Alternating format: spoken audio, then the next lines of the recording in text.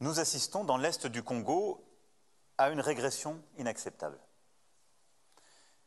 L'offensive en cours de la milice M23, sous sanction du Conseil de sécurité, est une guerre qui nous ramène 10 ans en arrière. Elle a des conséquences terribles pour les populations, et je pense en particulier aux centaines de milliers de personnes déplacées à qui tout manque. Et la capitale de la région, Goma, est menacée. La première urgence est humanitaire et nous y travaillons avec nos partenaires européens. Et j'ai eu à plusieurs reprises et le président Tshisekedi et le président Kagame sur ce sujet. Je voudrais ensuite rappeler deux principes fondamentaux. L'unité, la souveraineté, l'intégrité territoriale du Congo ne se discutent pas.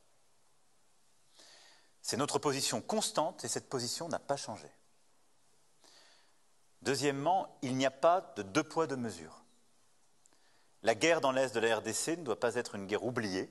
Et c'est pourquoi j'ai passé autant de temps à parler avec chacun des acteurs et surtout que notre politique est de soutenir sans relâche le cadre des discussions que le Kenya et l'Angola ont mis en place.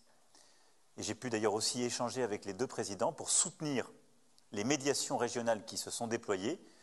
Nous avons d'ailleurs soutenu le déploiement des troupes kenyanes dès qu'elles ont pu s'installer. Nous en avons été, je dirais, à l'initiative diplomatique. Et j'ai encore parlé ces derniers jours au président pour unifier les différents processus de médiation régionale. Je reste convaincu que la réponse doit être collective et c'est précisément le sens des entretiens que j'aurai aussi avec mes homologues avant de venir à Kinshasa.